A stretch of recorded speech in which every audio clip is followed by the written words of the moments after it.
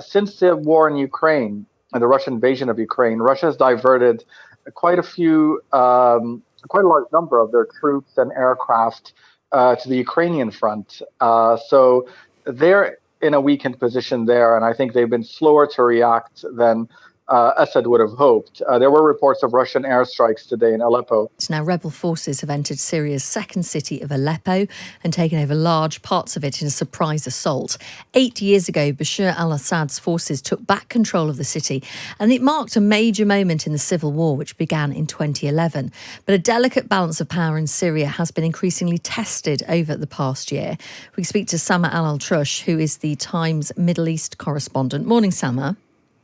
Good morning. So first of all, what do we know about this offensive and give us some context on the situation at the moment inside Syria? Well, it started up on Wednesday, so within 72 hours, they fanned out from Idlib, which is rebel-controlled, seized dozens of villages along the way and breached Aleppo last night. As of this morning, they're said to be in control of perhaps half of the city. Assad's forces appear to have just crumbled really in the face of this assault.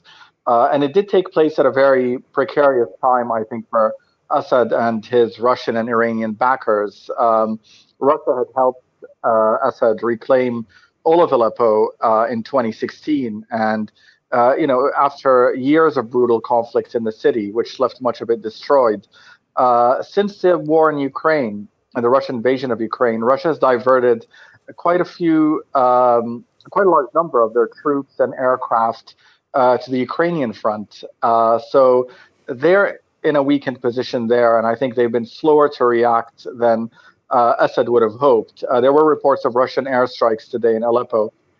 As for the Iranians, sorry. No, carry on, go on.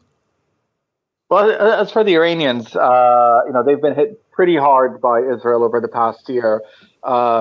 Many of the proxies that they have there, the militias from various countries that they brought to Syria to fight on behalf of Assad, went to the borders with Lebanon or into Lebanon to fight with Hezbollah. And obviously, Hezbollah itself was one of the main forces that helped Assad regain parts of the rebel-controlled territories during the civil war. So it's a bad place for both the Iranians and the Russians right now. The Syrian military is letting on that they've been promised additional support by the Russians. It should be arriving in several days. Obviously, they're not going to want to keep Aleppo under rebel control if the rebels do indeed seize the entire city. So we may be looking at protracted urban warfare again for the next few months in the city. You talked about who's supporting the government troops. What support does the rebels get from other outside forces? Well, they're primarily supported by Turkey now.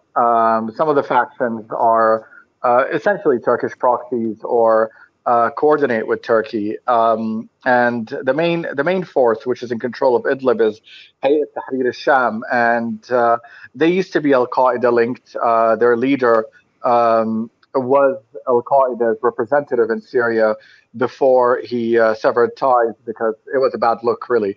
I think they realized that, and it's something that's for Syrians right now. The country is divided, I think, both in terms of who controls what, but also in terms of opinion.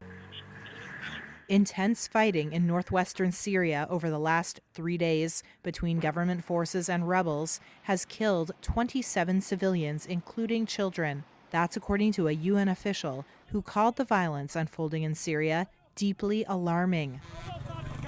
Rebels launched an incursion on Wednesday into a dozen towns and villages in the northwestern province of Aleppo, which is controlled by Syrian President Bashar al-Assad's government. This rebel fighter said they liberated the whole western countryside of Aleppo and that these military vehicles are now in their hands. But the Syrian military said it continued to confront the attack and that it had inflicted heavy losses on the insurgents. The attack was the biggest since March of 2020, when Russia and Turkey, which supports some of the rebels in the northwest, agreed to a deal that de-escalated the conflict. Fighters said Russian and Syrian warplanes bombed the area near the border with Turkey on Thursday to try to push back an insurgent offensive that has captured territory for the first time in years.